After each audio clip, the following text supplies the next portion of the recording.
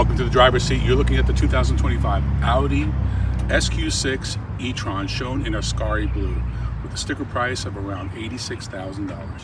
This is the top of the line of the Q6 E-TRON. You have the base Q6 with a single motor, then you have the Q6 Quattro, which has dual motors, and the SQ6 dual motors, high performance, over 500 horsepower with launch control. It's a rocket ship, 0 to 60 in under 4 seconds, and drives like a dream. I think it's a beautiful looking car. Love this color, love the styling. But it also follows the styling of most electric vehicles today. And by that I mean the 5-door hatchback, crossover, whatever you want to call it, whether it's the Mach-E or you name it.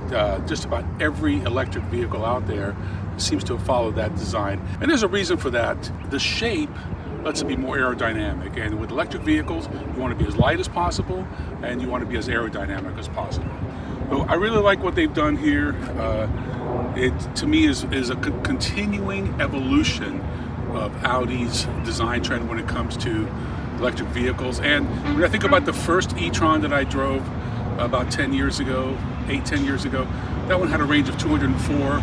If you get the single motor, you're over 300.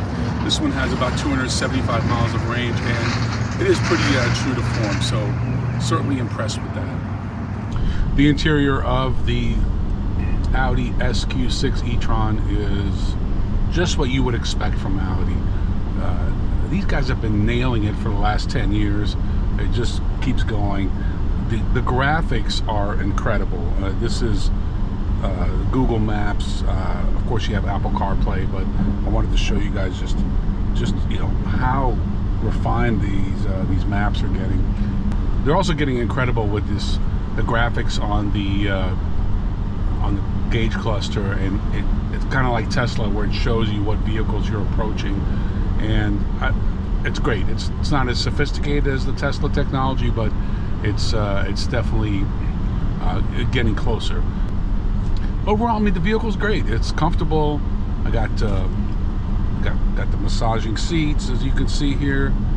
Those are always fun, and it really, you know, very little to complain about, except that it's still an electric vehicle. Today I had kind of a stressful deal. I had about a 250-mile drive, and I tried to charge overnight with the 110. It didn't do much. So luckily I was able to find a charger, and I'm on my way. But it certainly takes more planning on a trip like this from Virginia Beach to Washington, D.C. than it would in an internal combustion engine vehicle. That's the bottom line. What's going to be interesting to see is, number one, how are the tariffs going to affect all car sales, imports, especially electric vehicles, and how will this whole anti-Elon Musk, anti-Tesla thing that's going on, which is total BS, how will that affect, you know, if people aren't buying Teslas, then what are they going to buy, and where does Audi rank on that list? My opinion, if you wanted to know what I think of this vehicle, I would say thumbs up. If you know, money's no object. I'm still very skeptical of all EVs, so nothing against Audi. I think all EVs are going to evolve over time. They're going to keep getting better, and the resale value is going to keep getting worse. But you know, we just have a lot of unknowns right now, and when you have a lot of unknowns, you want to hedge your bets. And the way you hedge your bet is by buying used or by leasing. That way you've taken the unknown and now it's a known. And comfortable, capable. This has the dual motor, so just under 500 horsepower under standard conditions.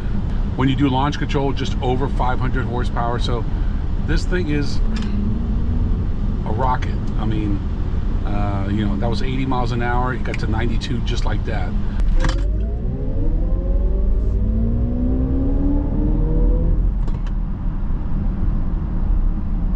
Not a whole lot new going on here as far as the paddle shifters. You know, you can activate the regenerative braking or I should say, make it more aggressive. Audi's always done a nice job with the tactile functions of the buttons and controls, and that just continues with their electric vehicles. In 3.5 miles, turn right onto Euclid Avenue.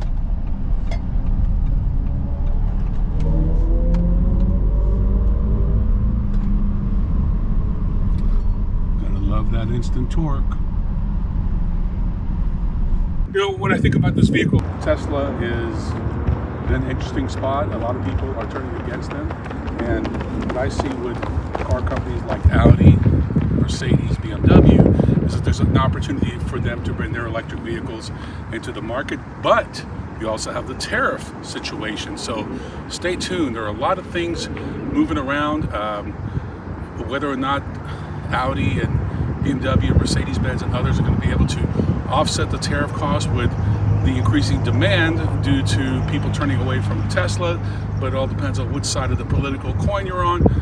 A lot of things going on. I see electric vehicles changing literally by the minute. I'm Ron Doran. Thanks for watching. See you next time on The Driver's Seat.